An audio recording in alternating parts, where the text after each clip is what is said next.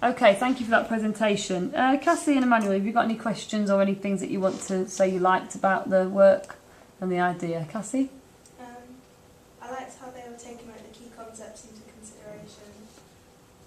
They had really good preparation, like the sample music video they did. And I just wanted to ask if, you know, you're going to film the gig, are you going to put it in your music video as well? Yeah, that was the idea, because when we're looking at examples of songs, most of the music videos had dance, like concerts in them, from like the artist's point of view. So when Jack goes to the concert, we wanted to get like our character as the audience member listening to the artist. So that was a way to incorporate it. Emmanuel? Yeah, you used a lot of creative ideas relating to like camera techniques, your point of view using GoPros. Keeps the audience interested. Used a lot of locations, so you kept it not just in one set place, you kept it varied. Weakness, I didn't put anything really, but I just filmed in permission, you said, for the, so yeah, that's not confirmed yet, so that's just it really. So yeah, that's it. Okay, lovely. Alright, I've got a few questions to ask you. I think what's good is because it's a Creative Commons song, you've not got any issues with copyright, that's all sorted. And it's a strong beat to cut to, so I'm assuming even though it's a POV piece of work, the example that you did there, Jack, that's cut. Are you intending to do the same with this? It's not just going to be one long shot of... No, it's going to be a lot of okay. different shots. And with this footage that you're getting from the concert, are we going to keep cutting backwards? Are we going to keep cutting to that, or is it literally a linear narrative where we're going to see the concert at the end, or you don't know? Yeah, it's probably going to be linear. So it's right, okay. okay. At the end, and then at the end of the concert, it would just go back to the person going back home. But that would be shot in like a short segment. Okay. And with that idea of the restricted narrative, does that mean we're not going to know what he's going to? In the beginning, yeah.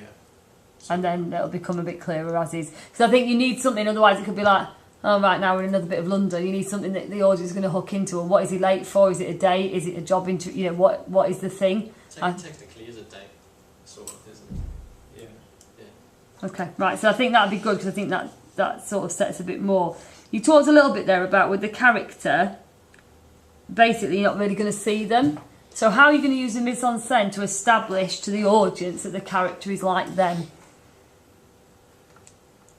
Because we're only going to see body parts and like the bedroom and stuff. I think the locations will say a lot as well.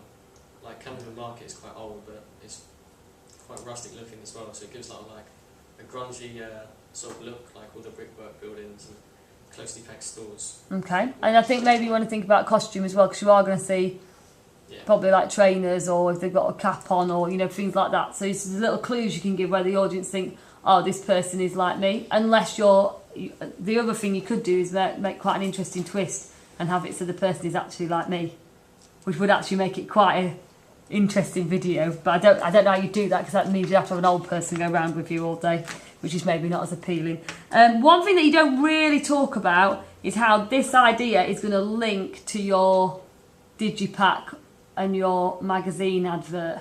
So what imagery and ideas do you think that you've taken from the video that we're going to see in the other two products? Or is this something you think you need to think about? Yeah, probably going to somehow express a lot of nightlife. And possibly have maybe a concert as a poster. Okay, so I think that's something that for when you're amalgamating and putting together your ideas, you need to have a think about how is this going to translate to the other two things. So what came across quite a lot is you talked about this idea of neon in Cyberdog and that sort of thing. Will this concert that you're going to, will that be like a ravey type, a luminous colours type thing, or not? Or you don't know? I'm not sure yet, because I haven't been to one of their concerts before, but since evenings probably will have a lot of... Because you could do something with glow sticks or whatever. You could set up a shot Yeah. You know, where it's blurred or whatever with people holding, you know, because that's really easy to do and you can buy them on eBay for £2 or whatever.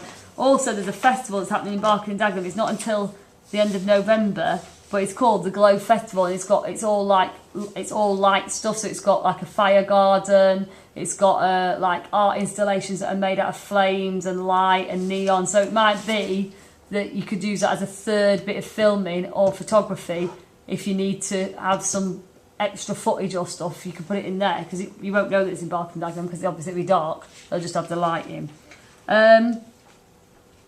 If you don't get to film it all on one day, and obviously using 2 different types of technology, how will you get the footage to match so it looks like it's all been done together? You have to make sure that the time of day is the same as when we film. Mm-hmm. If you do it in 2 days. Do you think you'll have a filter on it? We could do. Might be something you need to have a play around with a little bit, just for that consistency, so it looks like a day in the life. Because you might have to do some refilms and things like that. Okay, lovely. So the main thing you really need to think about is your ancillary, and also the fact that in those ancillary products you are representing the artist. You're selling the artist brand, and you didn't really talk about. You talked about what their real brand is, but what are you going to do about them? Are you keeping the name? Are you going to? How dominant are they going to be? So if you think of other dance acts, how relevant is the person whose name is on the thing? So you've got to have a bit more of a think about that, I think, in your final treatment. All right, lovely. Thank you very much.